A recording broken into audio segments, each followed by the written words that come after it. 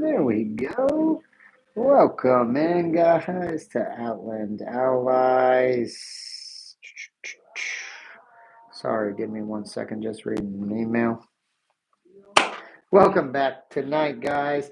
On the Outpost, we're talking about how to survive and thrive in the outdoors on a budget because you do not need thousands of dollars in gear or private land access to get out there and live wild, in my opinion. And tonight, we're going to talk about some of those reasons why. If you're joining us tonight for the first time, welcome in. Thank you for coming in.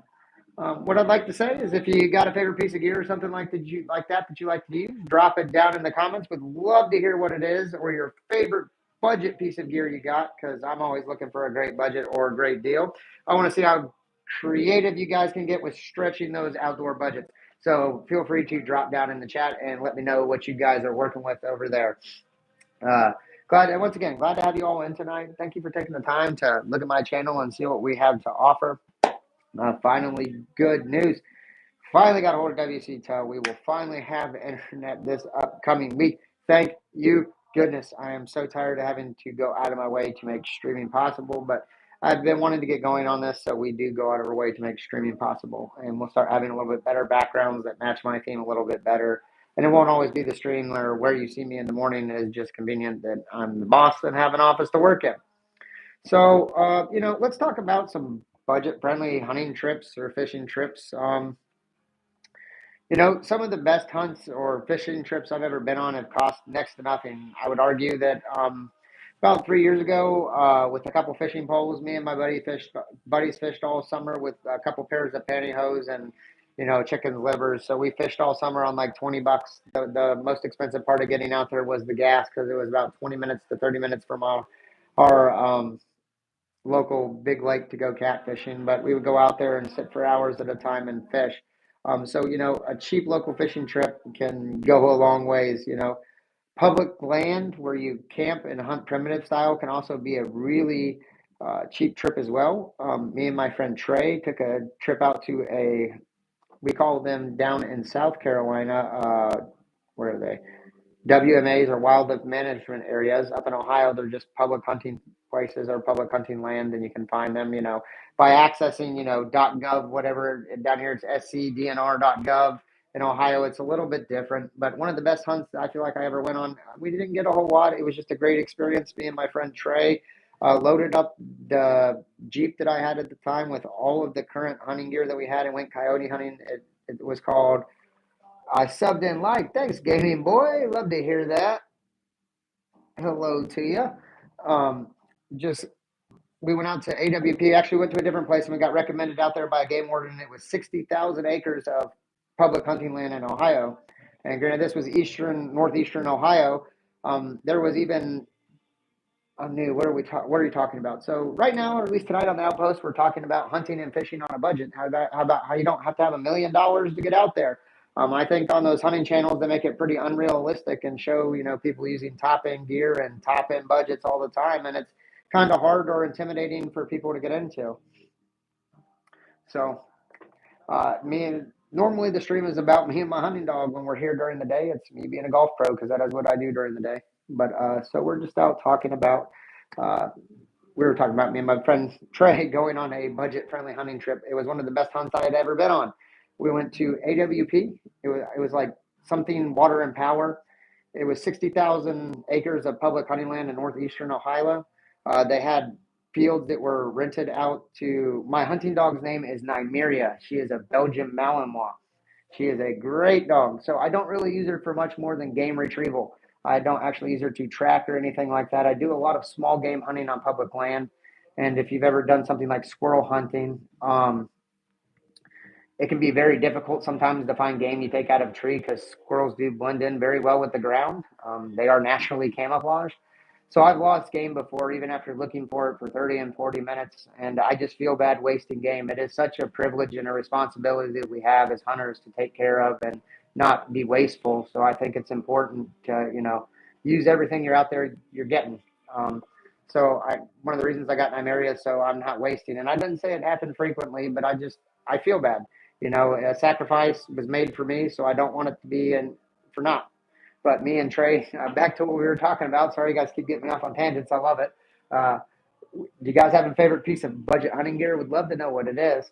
Uh, but we went up to AWP Northeastern Ohio. We did coyote hunting for 3 days. All we did was pack a couple extra sets of hunting clothes, a couple rifles, spotlights. We didn't even have night hunting optics.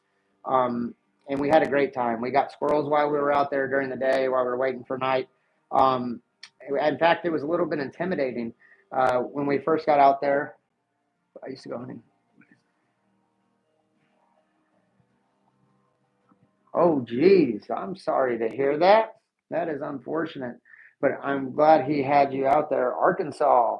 I would love to go out to Arkansas. Oh, thank you for liking my videos. I appreciate it. Thank you so much. I don't mean to ignore anybody. Oh, that's okay. Thank you. I appreciate that, Kai13. Very much. Kaya. Sorry. Bad reading on my part. So speaking typo, right? You're not the only one. It's okay. Thank you. I greatly appreciate that. But we went out there and hunted for 3 days. We took snacks and we ate the squirrels that we did hunt that were legally harvested in season. Um, and we had a phenomenal time. So I believe that trip costed us a whopping $80 in gas. We were both already licensed hunters in the state. So can you make ice cream in 5 minutes if you can try it? If you can try your best. I don't think I could make ice cream in 5 minutes. Don't even think I have access to ice like that, let alone cream and sugar or something to blend for 5 minutes. Even my arms would get ridiculously tired, right? But back where we were talking. So, I've had a lot of great memories even out on public land where, you don't always have every opportunity like you do on private land. So I think it's important to note that even though you aren't spending hundreds of dollars on guided hunts and lots of expensive gear, you can still get out there with the minimal equipment and have a great time and be creating memories and a passion for yourself and the love for the outdoors. Like I said, I think it is intimidating sometimes to watch some of those hunting channels or hunting shows growing up. Some of the ones I liked was like Fox Pro when they were doing coyote hunting. I love like Steven Ranella, Winged Men. I'm sure a lot of people even watch Duck Dynasty, but even Steven Ranella wearing $5,000 in Sitka camo, carrying a $10,000 Savage, 6.5 Creedmoor with a $3,000 Vortex sitting on top of it, elk hunting on a $10,000 tag isn't real for most people. And I just want to show that, it can be real for most people. Did your dog kill anything when you went hunting? No, my dog isn't used for killing anything. My dog is simply used for retrieval. I don't actually use dogs for like treeing game or anything like that. I know that they can be used very well for that. I've seen it done. I just personally do not hunt with dogs in that regard. You know, um, some of the things I want to throw out there, especially when trying to find, one of those budget hunting trips, is stick close to home. You don't always have to drive 6 hours, 10 hours to have a good time. If you get on most DNR sites and look at the public hunting lands in your area, I'd argue there's probably quite a few of them within 40 minutes an hour of driving time of your site. Duck is great hunting. I do love duck hunting, but unfortunately, I am a poor golf professional, and most of it in South Carolina is private land. And you do that is one little bit of hunting also that does take a bit of money to get into. I would argue to at least be consistently successful. You're probably going to need a couple types of calls, and then on top of that, you do need at least maybe a dozen or two decoys. And depending on the type of decoys you get, that can start getting really expensive really fast. And although I love duck hunting because you can sit and talk with your buddies in the blind and have a great time, that can get expensive. I think it's a great action-packed, eventful hunting. But like I said, duck hunting is one of those ones I think is definitely for luxury. As much as you want to, if you got an arguing point on there, throw it down in there. But I mean, by and large, I think it's one of the most expensive forms of hunting. In most states, you're going to have to buy. Iowa, nice. So your deer hunting there is probably killer. But in most states, you're going to have your hunting license, you're going to have your federal duck stamp, a federal migratory stamp, a wetland stamp of some sort for your state. And then in most states, you're also going to have to fill out coyotes and ducks. I got a sniper, but we got, that's nice. So you do a lot of day hunting if you're hunting with coyotes camouflaged then, right? If you're night hunting, wouldn't have to really use a whole lot. They wouldn't be able to see you that well. Uh, but there's just a lot involved in duck hunting. I've been on some good duck hunting trips. My brother-in-law is an injured veteran. Um, so You know, I was fortunate enough to go with him. I'm a veteran as well. I just was fortunate enough not to be injured. You know, however you want to look at that. So if anybody, if you're on here and you have served, thank you so much for your service. Let me say that. But so I've been fortunate enough to go on a couple hunts at clubs and stuff like that, and got to do some hunts that were more top end. And it did show me that getting into duck hunting was rather expensive. Um, but what's the cheapest trip you guys have done? I would love to hear it. Give me some ideas out there, right? So let me throw out some items to you guys. I think I rely on that are pretty cheap. You know, one I found in the Marine Corps to be exceedingly useful, especially when you're out hunting, fishing, doing whatever, is a good multi-tool. Um, I mean, you could go with a Leatherman for $40 all the way up to they have multi-tools now that cost a couple $100.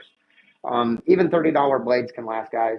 If you're not using it, you're not strictly relying on it for like skinning or the purposes of it being razor sharp all the time, maybe just like cutting line or something like that, or, you know, cutting the tag, cutting the limb off, doing something like that. Cheap blade can get you by, right? So a good multi-tool or knife is something always great to have in the pack. And where you can get that pack, even, let me throw this at you guys, is a good Army surplus or thrift store.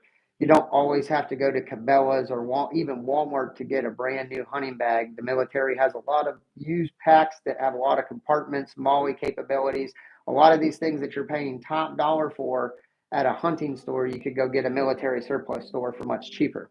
I know most people don't think about it that way, but I guess coming from the military, I do know that a lot of the things kind of cross, especially camouflage. You know, you can go get some warming layers and good camouflage at a military surplus store for much cheaper, or a Goodwill, than you could at Cabela's or Dick's. Granted, it might not be that brand new Sitka pattern, but I would argue that the Marpat digitals that I still wear that I got issued in the Marine Corps do a phenomenal job of hiding me, even though they are still faded. Some of the ones pants that I have are faded, right? So we got the multi-tool, we got the thrift pack. I still use the pack that I was issued in the Marine Corps. My pack was so tattered that I bought another one to turn it in, and I carried that pack everywhere for 4 years or 3.5 years, so I did not give it up. It's 930 for me in South Carolina. I did not give it up. Some things you can pick up from the Dollar Tree, I think, that are super easy to keep on you, that are musts during hunting. 8:35 Central Time, not Central Time. What is that? Is that Central? Yeah, only an hour behind. You said Iowa. I remember. Would be like a lighter, some zip ties, paracord, maybe even a fork and a spoon. It might sound silly, but if you're planning on being out for a couple days, that's something easy to forget. 8:35 for me in Iowa. Yeah, I love to hear that.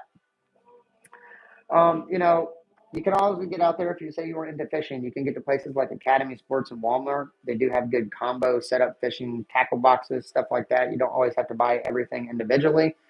Um, and then some of the things that I like to do are reusing old gear. I'll post a picture when we go to the range or something. I'll do a range video with it. I've got to get my squirrel gun sighted in. Season is coming, right? Um, just make sure my zero is still set. Um, I have an old 715T. It's a $100 22, and I have gotten so many squirrels with it. So you don't even need a 1022, $200 22 to get out there. Do you ever encounter something dangerous when you went hunting?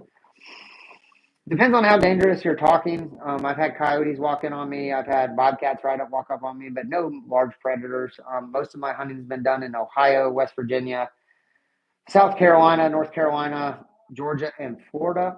So most of the places that I've hunted, I mean, I guess down south, um, you could have hogs, but I haven't typically encountered many of those.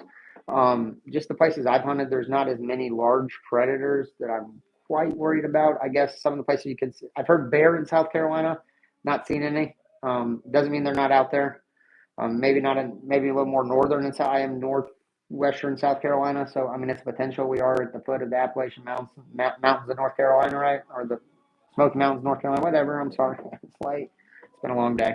Correct me on my geography, admonish me, tell me, Alex, you're stupid. It's okay. I'll live. But, all right, guys, let me ask one question. Drop it in the chat. If you could spend $20 on one hunting, fishing, camping item right now, what would it be that you had to have? I wouldn't run from a bear either. A lot of times when you're doing river fishing and stuff like that, that's why I would recommend carrying a firearm with you. You don't want to be in that situation and kind of get caught with your pants down, so to speak. Um, so, as we kind of get out of, let's go right back over the gear. I can kind of say you can kind of pick up for cheap or must-haves for your pack. I think are great for having for hunting or multi-tool or knife, ranging from $40.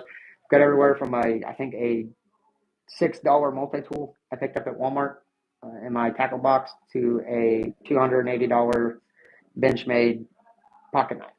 So you just got to find out what works for you. The only reason I got an expensive benchmade is I have an awesome friend who probably a pocket knife to cut a really good pocket knife, like one of those Swiss Army ones or military ones, something like that, to cut fishing wire, ropes. That's a good buy. I would definitely say that would say $20 for a knife would be a good buy. One else, I would say if we had $20, the two things I would try to get would be a cheap multi-tool and some paracord. I think you can do a lot with paracord because with paracord you have that inner string. So not only do you get that outer shell you can make pliable, make into like tubing, you've also got all that inner of the paracord that you can use for hashing stuff together and use for fishing line if we're talking about sheer survival purposes, right? So I would agree with you. A knife would be a good one. So if we're talking $20 buys, I would definitely say some type of knife and paracord would be a way to go, or a fire starter and paracord if you feel like you could rough it in the wild. If you feel like your primitive skills are good enough with like flint or rock or something like that, you could probably get by without the knife. So I want to start running by the viewers, maybe throw out some future segment ideas. Knife is always useful in situations for cutting like ropes and fish and for protection. Very true. You can also attach that blade on the end of a stick to give yourself a little bit more reach for a spear to keep those predators at bay, right? So no, just having that pointy object can give you so much, right? Some of the challenges I think we'd like to do going forward, I'd like to throw out to you guys. I know we did the $100 overnight one, but it would be a $100 camping and fishing challenge. It's surviving the entire weekend on $100. Let me preface all of this as please know if I go do a survival challenge, I will always have food and water for my dog. My dog will always have the stuff she needs. I will not let her go without. I might be hungry during a survival challenge, but I will not let her starve because we didn't catch fish or something like that. Now, she will share in the spoils with me when we get, but she will not go hungry or thirsty. I will not let that happen. I take very good care of my dog. She does wonders for me, so I want her to know when every time we're out there, she's with me, she's safe, she's taken care of, and she can reliably do everything for me, right? Another one I think would be a good one to do would be a thrift store challenge. Would be buy all of our camping gear from a thrift store, take it out for a weekend and see how it holds up. To maybe see if that, that idea we gave you about thrifting works well, right? I don't want to tell you guys to do something and not do it myself. And then let's see, would you ever go hunting for a bear if someone paid you $500? I would go hunting for a bear if I could get a tag for one. You wouldn't have to pay me.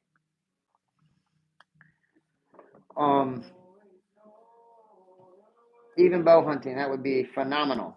I think that would be a good challenge. Very good challenge.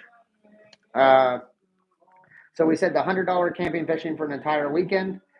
Get a like on that one. We'd like to see that one. Maybe drop it in the comment if you'd like to see that. A thrift store challenge, maybe upcoming if you'd like to see that, where we buy everything for camping from the thrift store. I won't use anything that I already have. I will only use stuff I get. And maybe set the limit at that at $100 camping challenge as well. Be a $100 thrift store challenge.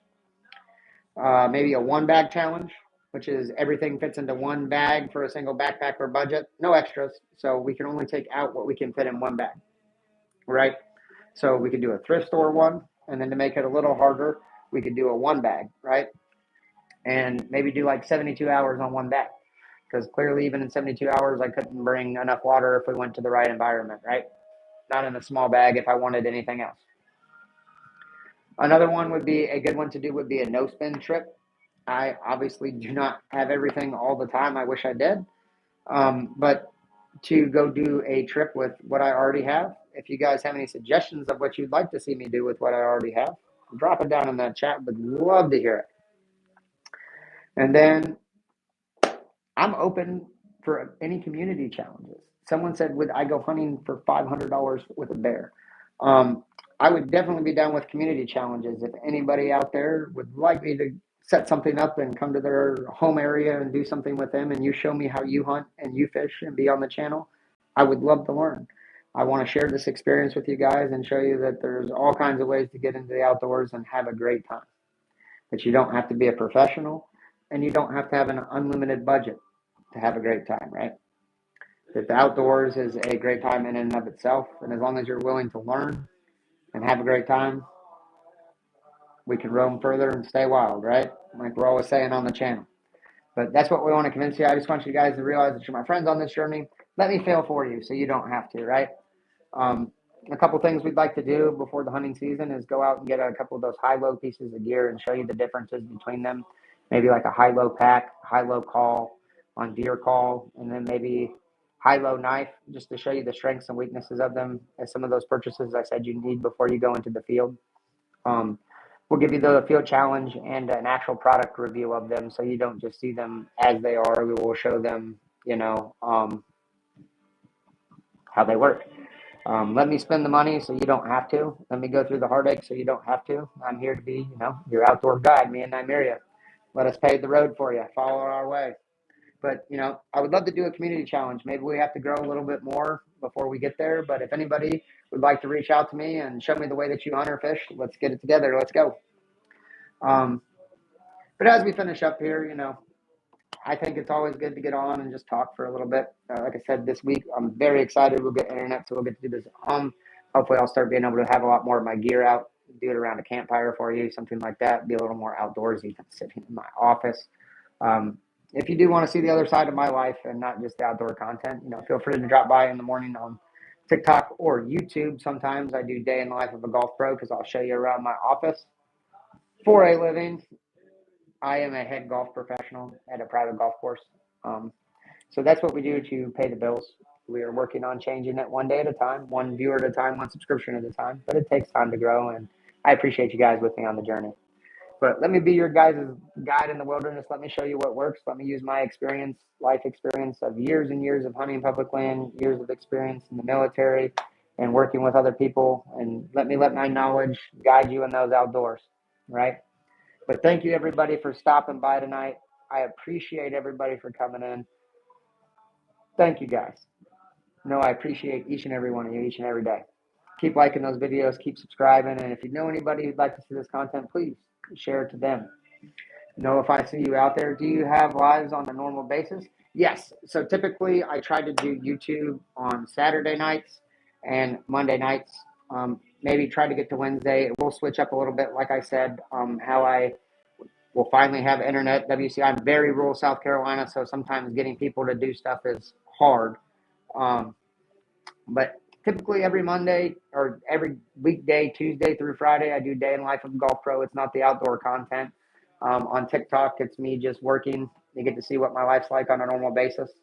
Know that always for you guys, this Sunday, I was sick all week. I did film the product review while I was sick. You can hear it in my video about the pop-up turkey blind we got on the clearance bin. We gave you a product review on that. That's coming out with our infield review. We did most of that filming. I just did not get time to edit it. I got sick. Like I said, guys, this doesn't pay the bills yet. But I typically try to post all of my long-form content for you guys on Thursdays. Is going to be those short 2 to 5, 7, 10-minute videos. Then on the Sunday nights is going to be those full-length videos like the range video, a night run, whatever it is that we get to do. That's when you're going to get those full lengths from me. I'll try to even do some premieres where I sit and watch them with you guys. Please tell me what you like seeing, what cuts you like, what angles you like. I want to give you guys what you want to see. If you like me doing their gear reviews, I'll try to do those more. If you say, Alex, you suck at hunting, stick to fishing, we'll go to fishing, right? And we'll get away from the hunting. If you say, Alex, you're only good at walking trails, I'll stay all on the trails for you guys. I want to be your guide for what you want to see. So help me guide you. Help me guide this creative image. Let me be your friend. Let me be your guide on the way. Thank you guys for logging in tonight. I appreciate each and every one of you. I hope you have a wonderful evening, wonderful weekend. If you get a chance, I'm going to finish it up. Just waiting on the old lady to hop over and pick me up. When I jump over to TikTok, do little battles. The whole point of doing the TikTok and the Golf Pro stream is try to get people to this. It's me just advertising myself a little bit to get people over to actually slow down and look at the long form content because You know, when you're swiping a million miles a minute, always get someone hit that like or subscribe button. Takes a little bit of extra work. So these streams are that extra work to try to get people over to that long form content so I can start producing more of that for you. But I'm here for you guys. I'm here for the long run. You will see that content consistently. Do know if we miss some of those days, the content will keep coming. Just know, like I said, that's not my full-time job yet, so I can't always dismiss what pays the bills for what I want to do.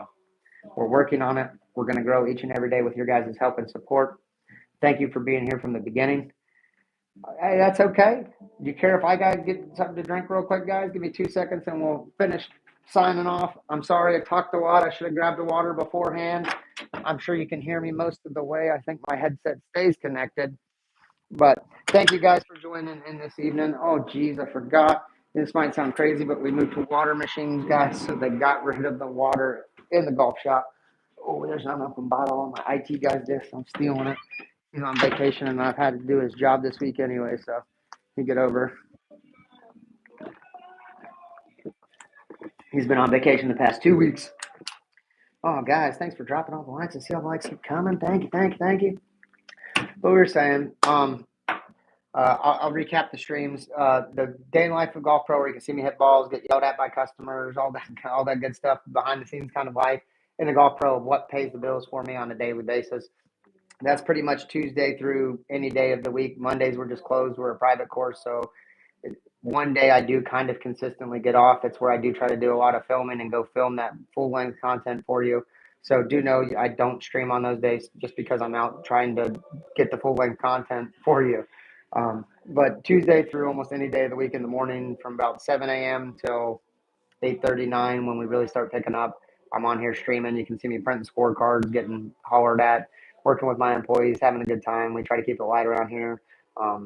Be as respectful and courteous and nice as we can to people. We are customer service, entertainment industry, so to speak, right? Same thing is here. So we have to give the entertainer what they want, or the people who are coming for the entertainment what they want. But like I said, so that stream's there. For these streams, I'll try to do the outpost, as we call it, for our pack, right? You guys out there follow me and subscribing. We'll do those on Saturday nights. Last week, someone stole my whole sniper from my dad's cabin next to my house.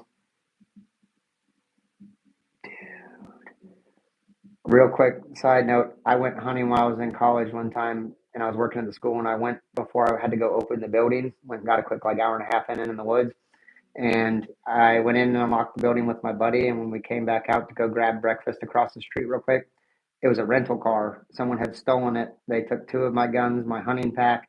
I think it was like 2 pairs of Oakleys in the car, stuff like that. I think the biggest loss, in my opinion, was this patch I got from Afghanistan that was on my hunting pack. I got from an Afghani soldier over there. I was in the infantry in the Marine Corps.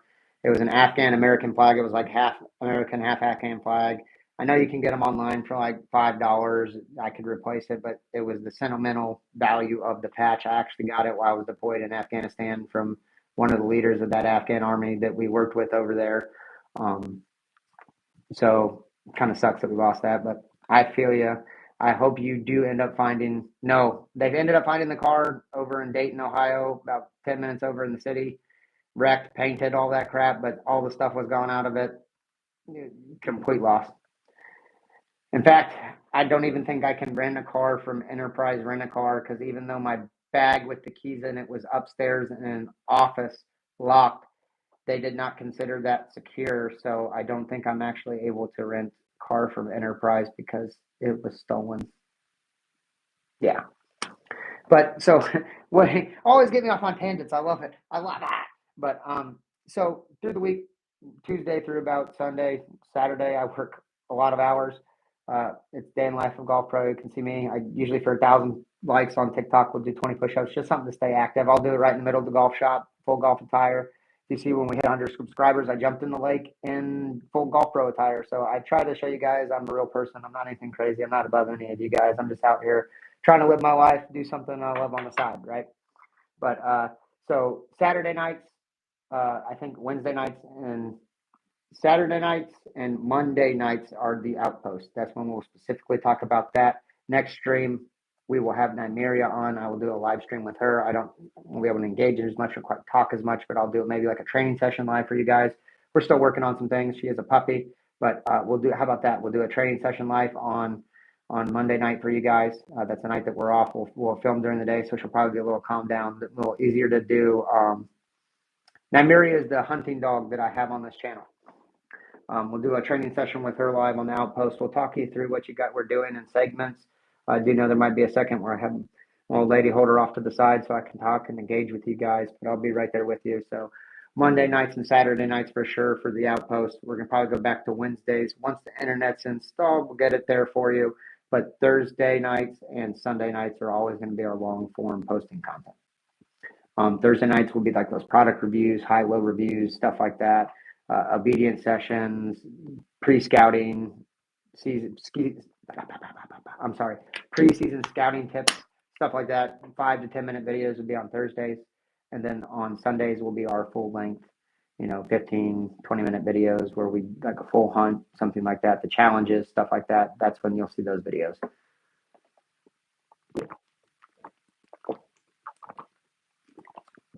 So what I have to do is I'll hop on my computer and I have to schedule them. I can start sending them over to you. But yeah, would love that. If you guys do know, on my Instagram, my YouTube, my TikTok is all the same, Outland Allies. It's that same picture you see of the outline of a Nymeria with the OA behind it. So that's the same picture. If you see that on any one of those social medias, it's all me. That's all my account. So it's all the same thing across the board. If you find my personal account, let me know you found it. Based off of that, I will follow you. So I am a person. I try to be a personal person. So if you can find my personal account, won't try to drop way too many details, but some of my name has been tagged in there a couple times because of my buddies.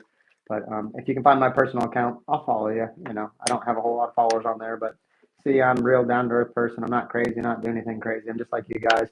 I even live probably not how most people live, and I don't mean that in a bad way. We'll talk about that on another post. We don't get off on another tangent. And it's not in a bad way, not in a bad thing. So I don't think we're hurting or anything like that, guys. We just live in a different way. But we love you guys. We appreciate you dropping in tonight. Join us on Monday night. We will do a live stream. What do you guys think? 8 o'clock. We'll do an obedience session with Nymeria. Be sure to jump back on YouTube and join us there. Until my wife or her old lady comes back up here, we're going to jump over on TikTok, do some cup battles, see if we can get some gifts, maybe a couple extra bucks here and there to support the channel over here. All right, guys. We love you. Thank you for your support. Remember to roam further, stay wild. We'll see you on the next one.